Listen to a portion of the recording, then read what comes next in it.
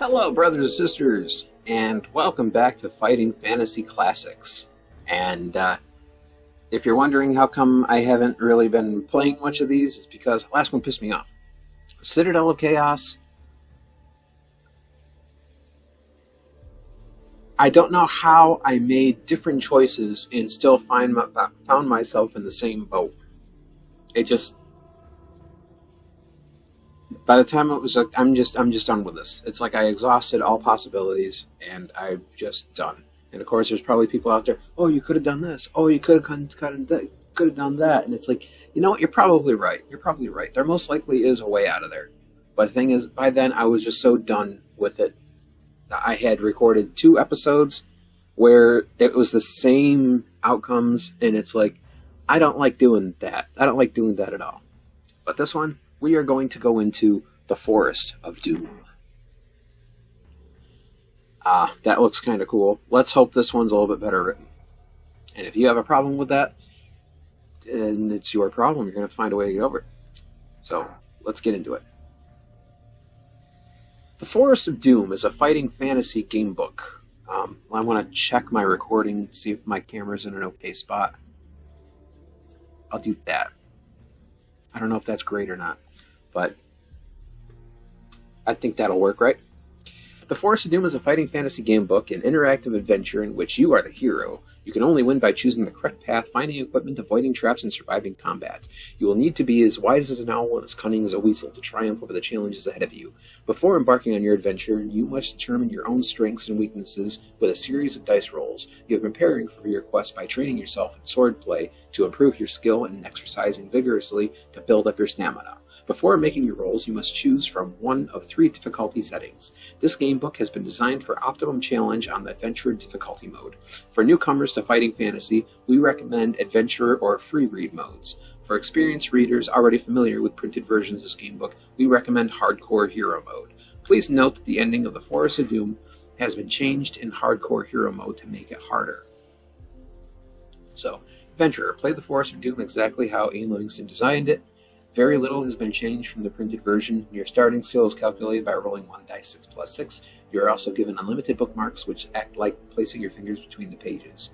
Hardcore Hero, if you have beaten the Forest of Doom in Adventurer mode or have read the printed form of the gamebook before, test your courage in Darkwood Forest with the ultimate challenge. Your starting skill is calculated by rolling 1d6 plus 4. You will still receive unlimited bookmarks. In Free Read, play the Forest of Doom like an old-school cheater. In Free Read mode, you will roll your character exactly the same way you would in Adventurer mode, but you are given options to help easily negotiate your way through the book. Rewind, Free Choice, and Heal. These are accessed through the adventure sheet. You may use all 3 of these buttons anytime during your adventure except during combat, when you may only use the Heal button. So, I am going to do Adventurer. You have chosen the Adventurer difficulty mode. Before continuing, you must calculate your initial stamina. Your stamina score reflects your general constitution, your will to survive, your determination, and overall fitness. The higher your stamina score, the longer you will be able to survive. You must roll 2 dice and add 12 to the number rolled. This is then entered in the stamina on your character sheet. Stamina will go up and down during your journey, but if your stamina falls to 0, you die, and your adventure is over. So let's roll stamina. 6. Plus 12 is 18. Not bad. Next, determine your skill. Your skill reflects your swordsmanship and general fighting expertise. The higher, the better. Your starting skill is determined by rolling 1 die and adding 6 to the number. This is then entered in the skill box on your adventure sheet. Your adventure sheet can be accessed at any time using the menu at the bottom of the screen. Start rolling your skill. 4. So 4 and 6 is 10. Next, determine your luck. Your luck score indicates how naturally lucky a person you are. Luck and magic are facts of life in the fantasy kingdom you're about to explore. Your starting luck is determined by rolling 1 die and adding 6 to the number. This is then entered in the luck box on your character sheet. Roll your starting luck. 7. 1 and 6, 7. Okay. Next, you must choose a potion to take with you. In addition to your other starting equipment, you may take 1 bottle of a magical potion which will aid you on your quest. Each potion contains enough for 1 measure, so use it wisely. The potion of skill and strength will fully restore your skill and stamina points, respectively. The potion of fortune will add 1 to your initial luck before fully restoring your luck points. Which potion will you take on your quest?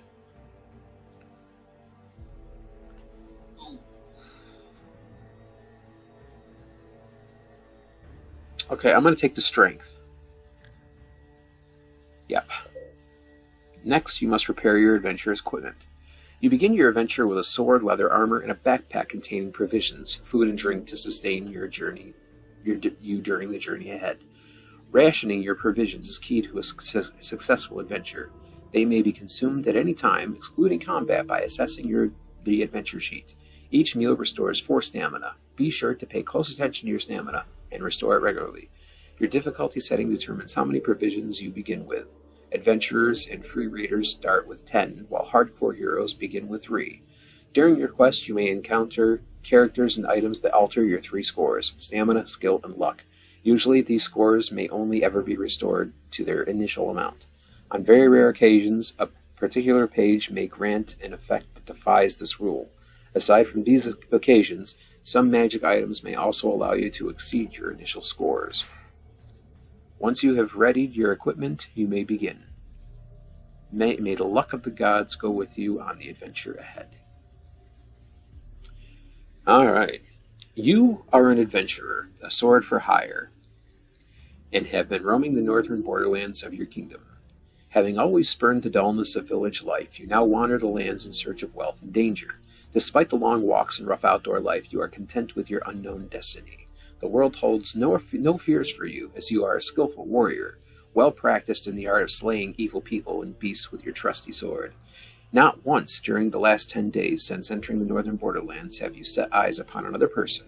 This does not worry you at all, as you are happy with your own company and enjoy the slow, sunny days hunting, eating, and sleeping. It is evening, and having feasted on a dinner of rabbit, spit roasted in an open fire, you settle down to sleep beneath your sheepskin blanket. There's a full moon, and a light sparkles on the blade of your broadsword, skewered into the ground by your side. You gaze at it, wondering when you will next have to wipe the blood of some vile creature from its sharp edge. These are strange lands, inhabited by weird and loathsome beasts, goblins, trolls, and even dragons. As the flame of your campfire gently dies, you begin to drift asleep, and images of screaming, green-faced trolls flicker through your mind. Suddenly, in the bushes to your left, you hear a loud crack of a twig breaking under a clumsy foot. You leap up and grab your sword from the ground. You stand motionless but alert, ready to pounce on your unseen adversary. Then you hear a groan, followed by a dull thud of a body falling to the ground. Is it a trap? Slowly, you walk over to the bush where the noise is coming from and carefully pull back the branches. You look down to see a little old man with a great bushy beard, his face contorted with pain. You crouch down to remove the iron helmet covering his balding head and notice 2 crossbow bolts protruding from the stomach of his plump, chainmail-clad torso. Picking him up, you carry him over to the fire and stir the dying embers into life. After covering him with a sheepskin blanket, you manage to get the old man to drink a little water. He coughs and moans. He sits up rigid, eyes staring fixedly ahead, and starts to shout, I'll get them! I'll get them! Don't you fear, Gillibrand! Bigleg is coming to bring you the hammer. Oh, yes, indeed I am. Oh, yes. The dwarf, whose name you presume to be Bigleg, is obviously delirious from the poison-tipped bolts lodged in his stomach. You watch as he slumps down again to the ground, then whisper his name in his ear. His eyes stare unblinkingly at you, and he again starts to shout, Ambush! Look out! Ambush! Ah, the hammer! Take the hammer to Gillibrand! Save the dwarves! His eyes half close, and the pain seems to ease a little. And as his delirium subsides, he speaks to you again in a low whisper. Help us, friend.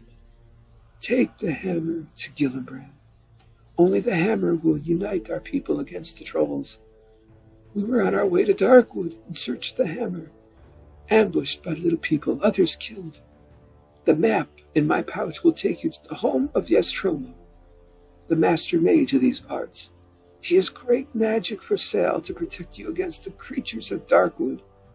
Take my gold. I beg you to find the hammer and take it to Gillibrand, my lord of Stonebridge. You will be well rewarded. Bigleg opens his mouth to start another sentence, but nothing comes out except his last dying breath. You sit down and ponder Bigwig's words. Who is Gillibrand? Who is Ystromo? What is all the fuss about the dwarvish hammer? You reach over to the still body of Bigwig and remove the pouch from the leather belt around his waist. Inside you find 30 gold pieces and a map. Ooh. Jingling the coins in your hand, you think of the possible rewards which may await you just for returning a hammer to a village of dwarves. You decide to try and find the hammer in Darkwood Forest. It's been a few weeks since your last good battle, and what is more, you are likely to be well paid for this one. With your mind made up, you settle down to sleep, having taken back the sheepskin blanket from poor Bigleg. In the morning you bury the old dwarf and gather up your possessions. You examine the map, look up to the sun, and find your bearings. Whistling merrily, you head off south at a good pace, eager to meet this man, Ystromo, and see what he has to offer. Now turn over. Ooh. Your walk to Ystromo's takes a little over half a day, and you arrive at a stone tower, dirty and hungry. As the tower is set back on the edges of Darkwood, some 50 meters from the path you have been following, it is difficult to find. Finally, you walk up to the huge oak door, somewhat relieved to find that it does exist, and that Bigwig had not been speaking wildly in his delirium. A large brass bell and gong hang from the stone archway. As you ring the bell, a shiver runs down your spine, and you realize the loud bong invades a deep silence when you had not noticed before. There are no sounds of birds or animals to be heard. You wait anxiously at the door and hear slow footsteps descending the stairs from the tower above. A small wooden slide, the door slides open, and 2 eyes appear to examine you. "Well, who are you?" demands a grumpy voice through the hole. You answer that you are an adventurer in search of the master mage Ystromo, intending to purchase magical items from him to combat the creatures of Darkwood Forest. "Oh, well, in that case, if you're interested in buying some of my merchandise, you had better come up. I am Ystromo." He then turns and slowly climbs the stone stairs. Will you follow him up the stairs, or draw your sword and attack him? I'm going to follow him up the stairs. You follow the huffing and puffing old man in his tattered robes up the spiral staircase to a large room at the top of the tower. Shelves, cupboards, and cabinets line the walls, all filled with bottles, jars, weapons, armor, and all manner of strange artifacts. Ystromo shuffles past the general clutter and slumps down in an old oak chair. He reaches into his top pocket and pulls out a fragile pair of gold-rimmed spectacles. Placing these on his nose, he picks up a piece of slate and chalk from a table next to his chair and begins to write frantically. He then hands you the slate. Potion of healing, 3 gold. Potion of plant control, 2 gold. Potion of stillness, 3 gold. Potion of insect control, 2 gold. Potion of anti-poison, 2 gold. Holy water, 3 gold. Ring of light, 3 gold. Boots of leaping, 2 gold. Rope of climbing, 3 gold. Oh my god. Net of entanglement, 3 gold. Armband of strength, 3 gold. Glove of missile dexterity, 2 gold. Rod of water finding, 2 gold. Garlic buds, 2 gold. Headband of concentration, 3 gold. Fire capsules, 3 gold. Nose filters, 3 gold. He tells you that all the instructions for use are written clearly on the labels attached to the items. Together with their suggested use, he sighs and tells you that unfortunately the magic in the items only works once, but they are the best you can buy for the money. Okay, well, I'm definitely gonna do increase stamina by 4. I'm gonna take like 3 of those. Plant control still in this anti-poison. I'll take 1 of those. I have bad luck in games getting poisoned. Holy water, ring of light. Boots of leaping, boots of climbing, net of entanglement, armband of strength, glove of missile dexterity, rod of water finding, garlic buds, headband of concentration, fire capsules, nose filters. I'll do nose filters, because that might come in handy. Garlic butts. Are there going to be vampires in here? I'll take those two. I might as well take the armband of strength.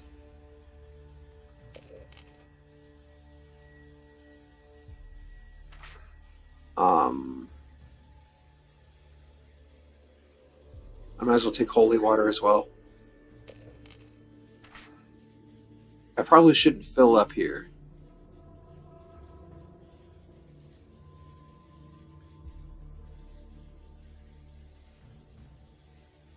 I'll take a rope too. Alright, that's all I'll take for now. Yaztromo then asks you for the reason for your purchase of the items, and you tell him your story and your decision to continue the quest of the luckless Bigleg. Ah, yes, Yaztromo says slowly, rubbing his chin. I heard that the good dwarves of Stonebridge have lost their fabled warhammer. Without it, their king is unable to rouse his people, despite the fact that the hill trolls threaten his village. Rumor has it that an envious king of another village of dwarves sent an eagle to Stonebridge to steal the hammer, which it managed to do, but as it flew over Darkwood, it was attacked by death hawks, and the hammer dropped into the forest and was lost. Apparently, 2 forest goblins found the hammer, but could not decide who was to keep it. They wrestled for hours, but gave up. Then they discovered that the handle unscrewed from the head, and the argument was settled. One kept the head, the other kept the handle. Then they parted, each happy with his new treasure. Who knows if they still have them? So I'm afraid your problems are doubled. I can tell you that the head is made of bronze, and the handle is made of polished ebony. Both head and handle have the letter G inscribed on them. Your task is not easy. Good luck. You thank Yaztromo and leave the room by the spiral staircase. Outside in the bright light, you notice the dead quietness again. A narrow path leads northwards from the tall grass surrounding Yaztromo's tower into the dense undergrowth of Darkwood Forest. A few strides you are surrounded by the dark and tangled forest. Stones and knotted roots seem to hide in the shadows, and you can almost believe that they are trying to trip you up. The light fades quickly, and the air becomes moist and unpleasant. Deeper and deeper you go into the gloom. Eventually the path forks on either side of a huge oak tree. Should I go west or east? Let's go east. Ooh. The narrow path continues to cut its way through the tangled forest. Strange animal cries and noises echo through the trees. At last the path widens to approximately a meter across. Soon you arrive at a moss-covered wooden signpost, on top of which sits a large crow. The arms of the signpost read north and east. Just as you are deciding which way to continue, you hear the words, "Good afternoon." You look up in the direction of the voice, and see the crow looking down at you inquisitively. "Good afternoon," you reply slowly, feeling a little foolish. The crow speaks again, asking which way you are headed. You reply that you're looking for 2 goblins, small, sinewy creatures with brown, scaly skin. "1 gold apiece will buy my advice," states the crow confidently. Will you pay the crow for its advice? Ignore the crow and turn north? Ignore the crow and carry on eastwards? "It's only 1 gold. I'll pay for his advice." You put the gold piece on top of the signpost as requested by the crow, after which it says, "Go north." You ask the crow why it needs gold pieces, and replies that it needs 30 gold pieces to pay Yaztromo to turn it back into a human again. You bid the crow farewell. If you want to go north, as advised by the crow, would you rather continue eastwards? I'll follow the crow's advice. Walking along the path, you hear footsteps and arguing voices ahead of you. If you wish to meet their owners, if you would rather hide in the bushes, let them walk by. Ooh. I'll choose to meet them.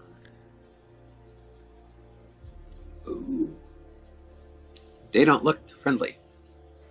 You draw your sword and prepare to meet the owners of the arguing voices. Two tall, spindly creatures appear clad in tattered cloth, over which they wear chainmail jackets. They see you and instantly stop in their argument. They are hobgoblins and draw their swords to attack you. You must fight. If you win, do this. If you wish to escape during the battle, you may do so by doing this. If you are killed, let's fight. Alright. Oof, man, they got everything written on this character sheet, don't they? Yeah, man. I've only got 4 gold left. Boy, I spent a lot of money.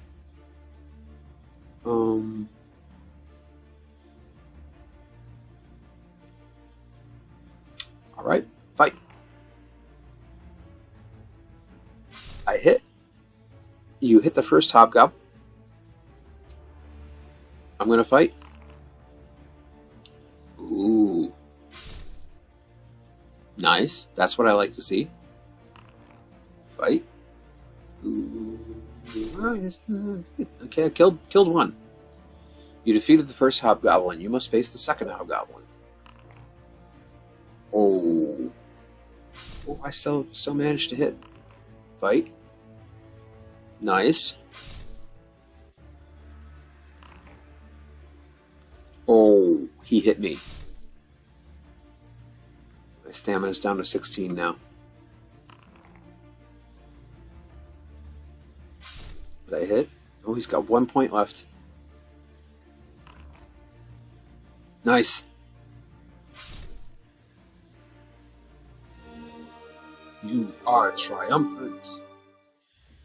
And if you win, you search through the pockets of the hobgoblins and find 3 gold pieces, a tiny brass flute, and 2 maggot-ridden biscuits, which will restore 1 stamina each. There is no necklace made of mouse skulls around one of their necks. Oh, there is also a necklace made of mouse skulls around one of their necks. To the left of the path, you notice a large hole. I'm curious, do I actually took the mouse skull necklace. Why would I take that? Maybe it belongs to somebody. I don't know. But,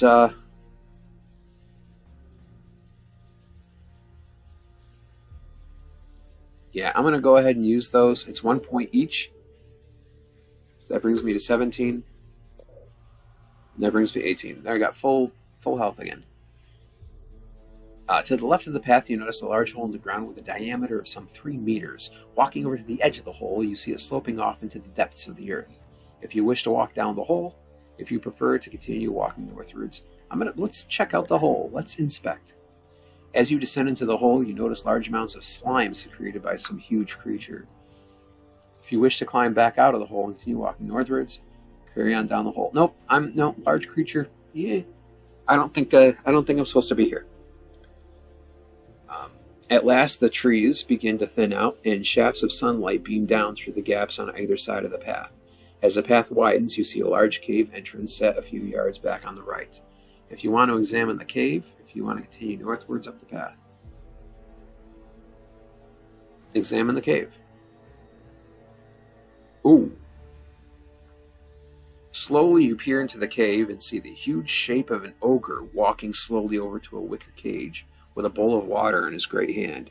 He is dressed in animal furs and carries a stone club in his belt.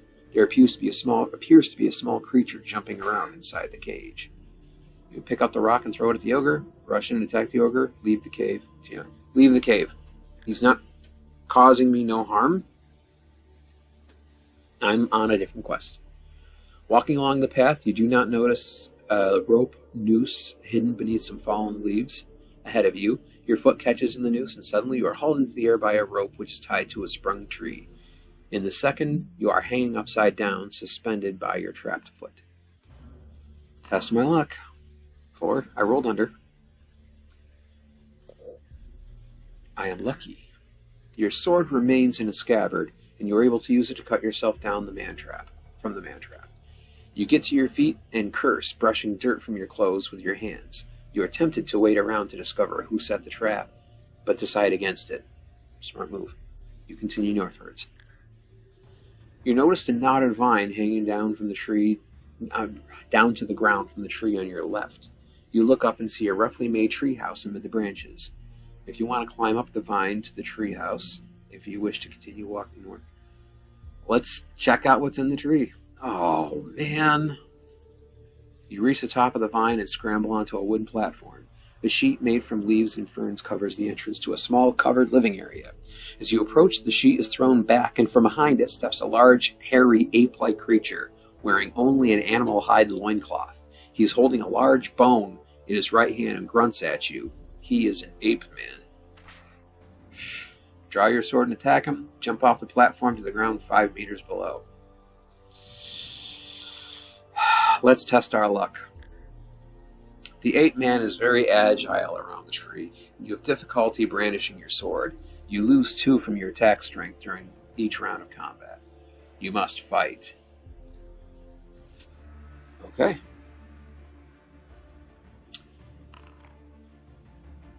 I hit. Ooh, he hit me. Oh, 16. Okay, I looked at 5 and I was getting worried. Okay, that's him.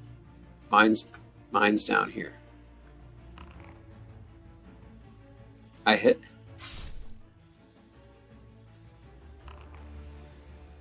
I think I still hit. Oh no, he hit me. Ow. I hit him.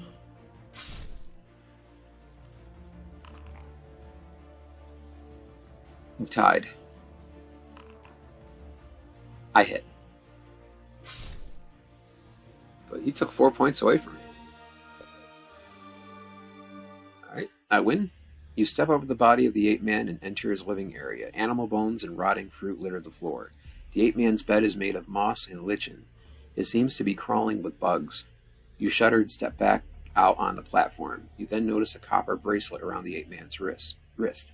If you want to put it on your own wrist, turn this page. If you'd rather climb down the vine to the path and carry on walking northwards, I'll take it. You twist the bracelet into place on your wrist. A powerful feeling surges through your arm and makes you jump. Your arm feels strong. You now possess a bracelet of skill, which adds 1 point to all future dice rolls when computing your own attack strength during combat, as long as you wear it. You now climb down the vine and continue northwards along the path. Nice, that was beneficial for me. Soon the path leads out of the trees on the large plain with tall grasses. Beyond it you see rising ground, and further off some low hills. The path splits and goes in 3 directions. Do I want to go west? Do I want to go east? Or do I want to continue north? I'm going to continue north.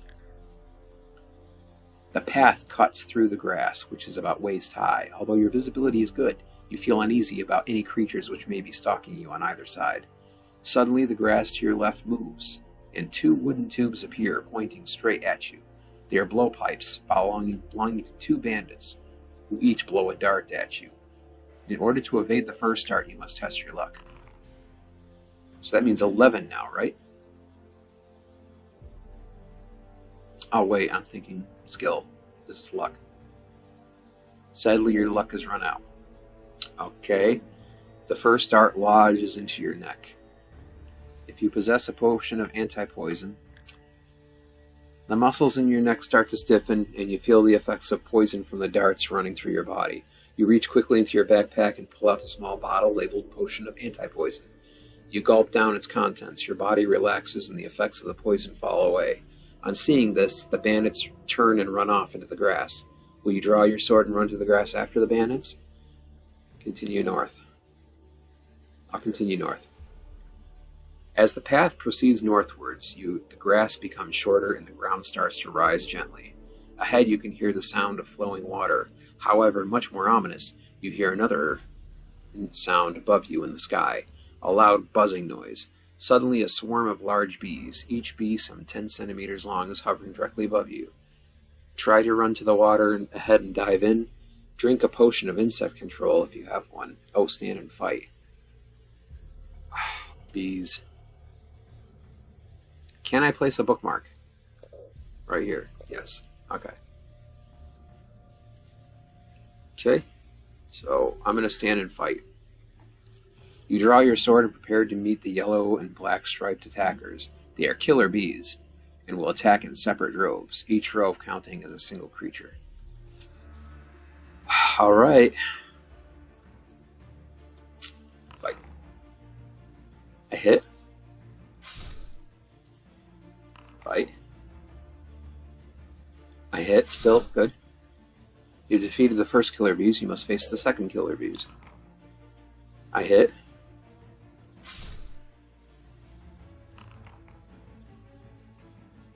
And I hit again. Defeated the second killer bees. Now I face the third. I hit.